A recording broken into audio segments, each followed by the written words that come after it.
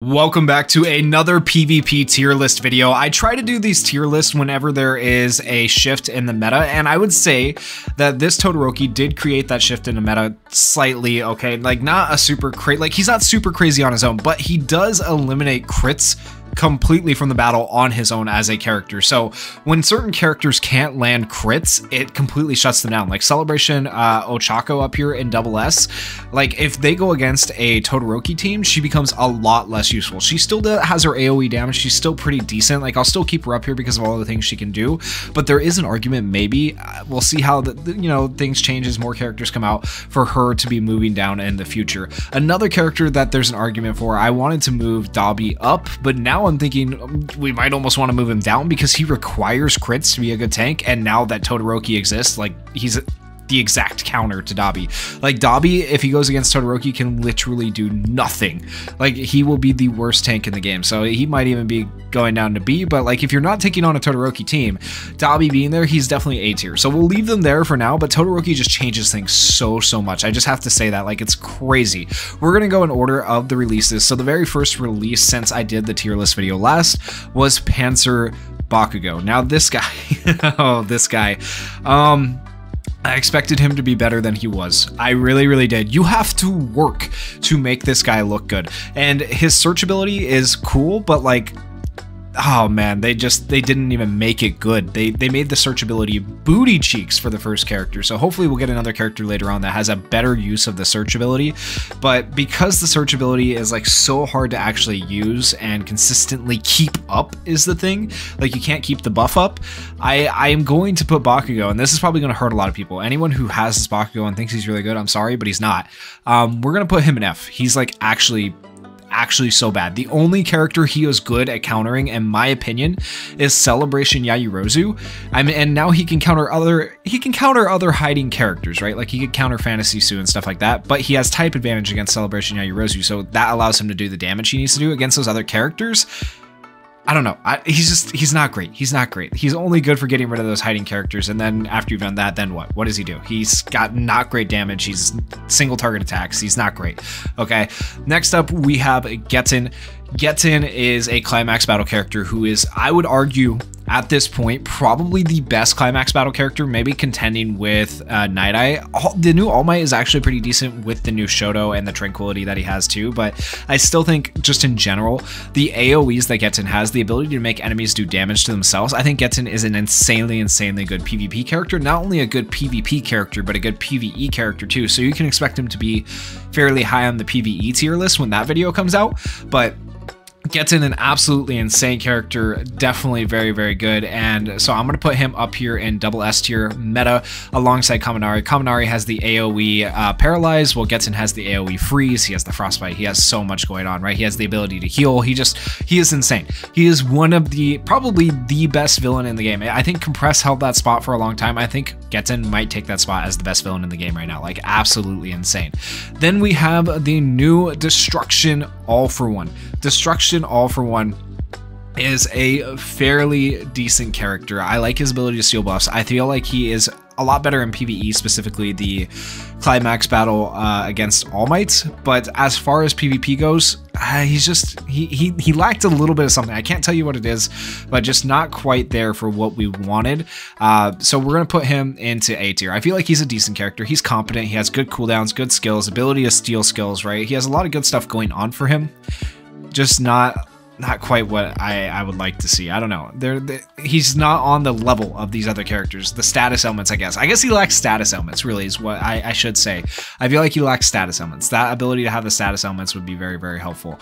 And looking at this tier list, you might be like, well, DRC, like, why are Fantasy Sue and Fantasy Ida still up here in a sub-meta? Honestly, they deserve to be up there in sub-meta still, especially Fantasy Sue. Like, her Pierce ability now combined with Todoroki allows her to do some of the most damage in game if you go up against a Todoroki or have a Todoroki on your team, because you can no longer hit crits. A lot of these other characters, like for example Celebration Bakugo, thrive off of crits, so them not being able to hit crits is like huge. Okay, things have just changed so much, and this tier list might change, but for now I don't think any of the like characters that are already in this tier list really need to move right this second, but there might be an argument to move them later. So if you disagree with where I place any of these new characters or where any of the already placed characters are, let me know down in the comments and we'll adjust accordingly on the next tier list. But I feel like this is pretty accurate. This is not just my opinions. I asked some of the top players in the game for their opinions on where these characters go, and we kind of collaborate together. And shout out to everyone who helped with this. I appreciate you all so much, especially with everything going on in my life right now. I know I wasn't able to talk with you guys the most about this tier list, but you guys helped me out so much with figuring out where these characters go. Thank you so much. So next up, we have Overdrive Deku. Okay, so Gear Shift Deku. All right, so honestly, I read what the top player said. They said to put him into D, used for fun. I agree in a way, like he could definitely be there, but my argument here is going to be, we have Hawks in C for situational. We have Green Hawks, we have Blue Hawks, and we have Red Hawks. In my mind, Hawks is a very similar build to Deku, where Hawks does more damage based on speed, and that's what Deku does, right? So I feel like if Hawks is going to be in C tier, I also have to put Overdrive Deku into C tier, and he's not bad. Like, he has a decent kit, he can do decent damage, but yeah, I feel like he's not as good as Foe 100%. It hurts me so much, honestly. Like, why is Foe 100% all the way up here in double S, and then, you know, the better version of Foe 100% is supposed to be Overdrive, and it's down here.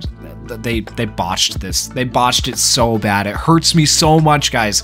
But C tier, I feel like, is more fair than D. I don't want to put him in D, so I'm going to put him in C. If you disagree, let me know. Once again, now for a little bit more controversial pick here. We have Steampunk Aizawa. I know there's going to be people that are going to argue about this one, but Steampunk Aizawa, I'm going to put him. I don't feel like he fits onto every team. I don't feel like he has uses in every team. At level 100, he can die very easily. That's my biggest problem with him. All of these characters up here in double S tier, even at level 100, they're useful. They won't die easily, right? But Steampunk Aizawa can die very easily. And so for that reason, I'm going to put Steampunk Aizawa in sub-meta. He's very good because he's one of the only characters that can get pierced to other characters. I think that's insane. That is game-changing in its own right? That's very, very good. There's an argument for him to move up to double S. We'll see what people think, but I think for right now, putting him in S is fair. And once again, putting him at the end of S does not mean like he's lower than Sue, okay? These are not in order for the tiers, so please keep that in mind. All right, I'm not saying Steampunk Aizawa is worse than Fantasy Sue. That is not the case. They're just in the same tier. The tiers are not organized, but he is S tier sub-meta for right now. Once again, is an argument for that to change in the future. Next up, we have Red Toga. Red Toga genuinely surprised me. She is a lot better than I thought she'd be. I thought she'd be like in B tier or C tier. Surprisingly, I put her in A tier. After doing the showcases I did, after testing her out a little bit, after seeing the damage she can do with Steampunk Aizawa, like, I was freaking surprised, guys. So I genuinely put Toga up here in A, and it's nice to see that we're finally getting some villains that are higher on the list. We have the new Destruction Alpharon, we have the new Strength Toga going up to A tier. Previously, all the villains were down here, right? We have Shigaraki down here, we have Overhaul down here, we have All For One down here, like, we have Twice down here. All the villains were bad. We have Toga, like, all the villains were bad in the past. So now to see some villains up in A tier, to see a new villain up in double S tier, it feels great to see some villains getting the love they deserve. And now for Todoroki. Todoroki, like I said, is a meta changer in a way, but not everybody's going to be running Todoroki.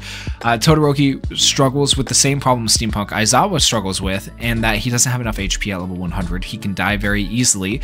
And so for that reason, because just you're not going to see, I feel like you're not going to see everybody running it, and because like it makes battles take longer, it's going to be annoying for people because they're not able to hit crits. Who wants to do a longer battle unless you just really have no other characters?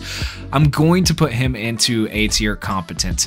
I feel like he is okay. I wish the freeze counter was a little bit better. I wish the frostbite proc was a little bit better for him on how often it procs. Those things would make him a little bit better in my opinion, but let me know your guys' thoughts. I do think there's an argument for him to move up to sub-meta potentially, but for right now, I'll put him in A. And then for Toru, you notice that she is here. I'm not going to place her just yet. That will be in a future video. The reason being, we have not gotten her in game. I don't like to place characters in the tier list before they're in game, because even though we read the kit and we may think she's bad or she's good or whatever, we can't make that judgment until she's in the game. Now, I will tell you this though, a lot of people think she's not going to be super great. In my opinion though, I kind of disagree with them. I think she's not going to be the best character, but I think she does offer another option as opposed to Fantasy Jiro. Fantasy Jiro is one of the only characters who could nullify status elements at the beginning of the battle. She could do it for 1 turn at the start of battle.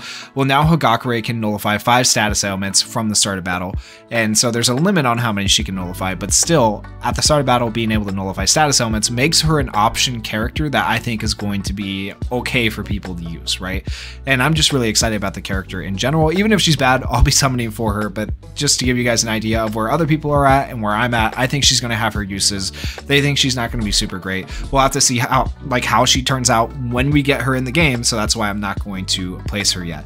But that is it for the PvP tier list. Let me know if you guys would change anything, and if you guys did enjoy the video, please consider going down there, hitting that like button, hitting that subscribe button, and thank you guys so much for watching and supporting the channel.